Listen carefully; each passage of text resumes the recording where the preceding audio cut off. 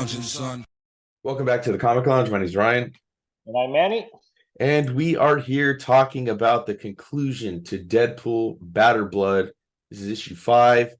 Rob Liefeld, plot, story, and art. And then we got Chad Bowers on script, David Ramos on colors. I dig when he draws Spider-Man. He doesn't do it a ton, but I was gonna say that. I love the way Rob draws Spider-Man, especially like the eyes. You know, he does like the bigger eyes, which I always like, and I don't know, he's really good at capturing, I think, like the flexibility of Spider-Man too, for sure. and Yeah. like the movement. Yeah. I noticed he does that with Deadpool too. Like Deadpool will always be in those kind of poses that almost feel like Spider-Man poses in a way to Yes. me, with the legs completely up. I also love when Yes. he draws Wolverine. I know that there was, I don't know if you saw that on what group it was or where, but somebody was posting about like their favorite Wolverines. I think he made a Yes. comment or whatever. Yeah. That whole thread just fucking made me laugh. Yeah. Because I agree. I think Rob does draw one of the best Wolverines everywhere, and I'll stand by that till I'll stand on that hill till I get pushed down, bro. You know. Same here. I mean, he's like he just like, because Rob tends to like draw a lot of like characters with them gritting their teeth, and Wolverine's like the one character that should be gritting his teeth. So that's why it to me one of my favorites. But so we get this conclusion. We haven't talked about issues 2 through 4. We just talked about the first issue. And since this is the conclusion, maybe I'll just read real quick like the recap for everybody. Yes. Deadpool's search for his old high school pal Miles Ellison, aka Thumper, has taken a turn. Deadpool was hunting down Dr. Van Struden, the man who transformed Miles into Thumper, when Wolverine and Cable discovered that Van Struden had turned over a new leaf. In fact, Thumper was trying to kidnap and force the Doc to create an army of super soldiers just like him. And Deadpool set off to foil these plans, only to find himself at odds with Arcata and the enforcer known as Killville. The fight with Killville did not go up well for Wade, but eventually, with the help of Spider-Man, Venompool, and Wolverine, they were able to take down Arcata, even as Killville got away. But the core, the mercenary group, has Cable in their clutches, and Wolverine's only hope to bust Mr. Summers out lies in this ragtag team of Deadpool, Spidey, and Venompool. Buckle up. Buckle up, indeed. Yep. Yeah. I love that Spider-Man, like this is obviously a sequel to Bad Blood. We already said that. And Thumper was introduced in there. And Rob has talked about wanting to kind of like create more of a rogues gallery for Deadpool, which was kind of like the thought process behind doing Bad Blood and Badder Blood. Definitely cool to see that kind of stuff. I love that it's, Spider-Man teaming up with Deadpool, because that's always fun to me. Like the dynamic of the two of them just seems like a match made in heaven. I mean, there was a Spider-Man Deadpool ongoing for a while. Yes, I was a fan of that one. Yeah, same. That was like one of my favorite series at the time was coming out. Joe Kelly was writing it. He probably writes my favorite Deadpool, if I'm being honest. He's the one that introduced that whole breaking the fourth wall stuff. Gail Simone is another favorite Deadpool writer of mine. Daniel Way. I mean, I guess there's a lot, actually, now that I think about it. We open up, Thumper's tied down. We got Von Struden over here as well. Cable strapped up. As we go, like we see that he's gonna like make this like psychic connection between all of them. It almost seems like he's gonna transfer his consciousness into Cable, possibly, or mesh their minds. I think he's trying to transfer his consciousness. But it doesn't do what like I thought it was gonna do. I thought he was gonna do it into Cable's body. Right, yeah. He's trying to do it in the Thumper. Yeah. That makes sense that you'd think that, because you might want to, because maybe you would gain Cable's telepathic abilities, unless you wouldn't, And then you see it like Cable's like, and he just yells like, "What did you do?" And then you see the transference, right? And he goes into Thumper's body, and then fucking just basically he's the one that created Thumper as well. So he's manipulated him. Now has taken his fucking body. And it's crazy because like even throughout, like, I mean, it doesn't happen right here, but he took somebody that was obsessed with Deadpool, like had like this like almost a twisted hero worship on Thumper's end, right? And then made him a killing machine that now was sent after Deadpool to kill him. Right, yeah, that's true, and that brings all sorts of conflicts with Wade, and it's what one thing I did like about this series is like you and I have talked about how fun it is, but there's also a bit of like pretty slick characterization going on, because like that little bit of tidbit that Thumper was his high school friend's like it opens up a lot about Wade as a person in the past. It makes him a little bit more identifiable, I think, and gives him a little bit more heart because this is someone that Wade knew before he was even a mercenary or part of the Weapon Plus program or any of that. I love this double page spread too. This one's I, fun. I I do too, man. I love it too. And I'm a huge Venom fan, and I'm a fan of any sort of like Venomization of any character. Again, I don't care what anyone says. I think it's fun.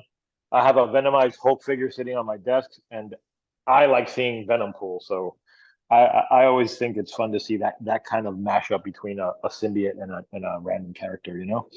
The only thing I'm confused about too, like if you look at the cover, Wolverine's wearing the brown and tan, but then here he's wearing the X-Force. Which I do dig the X Force. I do too.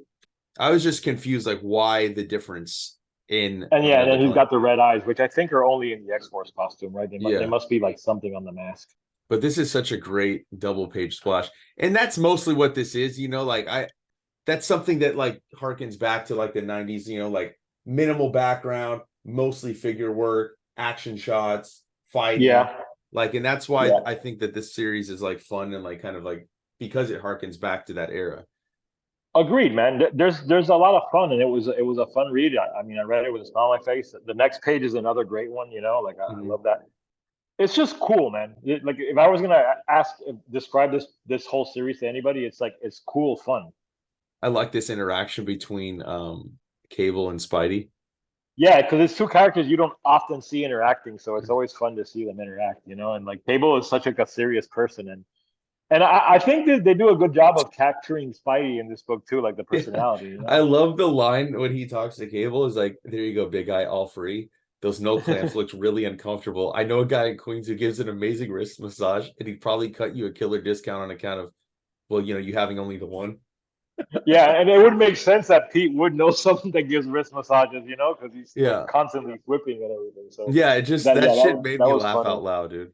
And I love this guy. Too. Yeah. The one that Wolverine's going after, this what is he called?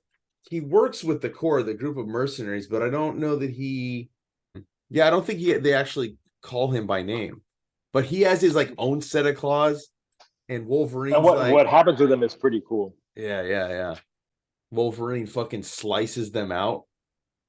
Yes, dude. Like I love seeing this more like classic brutal depiction of Logan too. Yeah. Like this is like the '90s Wolverine that made me fall in love with the character. Mm-hmm. It's weird though, because like you don't see Wolverine, like the guy's begging him, and he just doesn't give a shit. Most origin stories end up being pretty disappointing. At least now you've got a good story about how you lost them for the claws. Then we get great drawing of Spidey too, man. Yeah. And then great drawing of Cable. I like the way these two pages look together. Like they're very balanced, like similar layouts, which gives it like a nice like symmetry. Quit toying with him, Webbs. He ain't the type. Put him down or get out of the way. What'd you say, bub? I love it. Yeah. Again, Spidey Wolverine 2 is another like Jason Aaron did that Spidey Wolverine story. So good. Interact. It's great putting Spidey with like serious characters like this because it really, I think with creators it really brings out like the ability to sort of make Spidey like as funny as I like him to be. And like I mean there's this really nailed it for me. The inclusion of Spidey makes this such a great book. I love this page too. I love the panel with Cable and the two guns and the speed lines. Like that reminds me very much of like Rob in the '90s. Yeah, especially because like you can see evolved. Yeah, and you can see like the inking here feels to me like a little bit more heavy-handed, a little bit thicker lines at points. And then if you look at this opposing one with this glow on Cable's face, it almost looks like it was colored directly to pencils. It doesn't even look like his face was inked. Really, you're right, because there is a softness to that, especially like in the hair. There doesn't like you can see it there. But I love the speed lines too behind Deadpool. Like that Deadpool panel is fantastic, man. That to me is like one of the best images in the whole issue. I totally agree. I love it, and it's very dynamic, very fun. Yeah, I like this too, where Cable's telling Von Strauten like what he did to fucking so like this innocent kid made him an unstoppable killing machine and moved in his body. And he's like, you speak as if you were friends, and you see this like Wade is pissed, right? Like he's like, they weren't, but we were. Let's crack this fucker open and see what's inside, Nate. Again, it's like it's nice to see Wade with like a personal stake in the mission. Like it brings out like a side to him that we don't often see, which is like Wade has been. I mean, to me, like one of the great things about Deadpool and the way they've made him, go from like a villain to a hero is that he is trying to be a better person. I think, and like things like that show you that there is a good person inside Wade. Like he's a mercenary and he's been through a lot, but he also had a life before all that. And it's interesting to see these little tidbits about him. I know, I still would love some more, like, there's so much of his life that could be fleshed out more. Like, to me, it's kind of similar with like Wolverine, right? Like, there's so much hidden past that we don't know about Wolverine, even still. I mean, look, they're kind of even expanding on that in terms of that Wolverine Predator book, right? Like, there's so much mystery surrounding his past that you can always add stuff in. And you can do it with Deadpool too. And that's how Rob was able to do this whole thing with Thumper. But like other writers should like jump on that too and just try to like, finding out that he had a daughter, right? In the Jerry Duggan and Brian Posen run. I like when they do that with books. Like they don't like try to shoehorn like some crazy stuff in. They just expand on stuff and put like little additives into it. And then we get this Venompool fucking jumping in, dude. I love this shit. Yeah, dude. I love Venompool too, man. Again. This page was really cool too, man. Like I loved like the silhouette panel in the middle, like Deadpool with the two guns, like very John Woo. And then what he does with the claws is so fucking cool, man. Dude, that shit's so dope. Real quick though, this Fantastic Four ad for this fucking Doctor Doom riding a Doom Tyrannosaurus. I know, dude. They're right. Look at this cover and tell us you're not going to buy this book. Yeah, I want to buy this fucking book now, dude. Yeah, dude. I thought the same thing when I was reading it, and I was going to mention it to you. I was like, I'm going to buy that fucking book, dude. I'm buying it. I think we have to do a review on it now because I got to see if the fucking excitement matches what I see with this image. Yeah, exactly. You all better deliver on that cover because you put it in the ad. You straight up said, look at this cover and tell us you're not going to buy it. So come on, it better be dope. We're going to read that one for sure. But back 100%. To the story. He takes the claws that Wolverine cut out and shoves them into his fucking hands. Dude, it's hardcore, man. Like it is, dude. That was great. That made me really sort of stop and be like, damn, bro, like I've never seen Deadpool do that. I've seen him maim himself, plenty of times to get something done. But that's awesome. And I'm like, I could use a Deadpool with some claws. It's a cool idea. Hell yeah. And then this right here, this silhouette of Deadpool. I don't know why, but I got strong Mignola vibes from it. Dude, oh my God. I was going to say the same goddamn thing to you. I swear to God.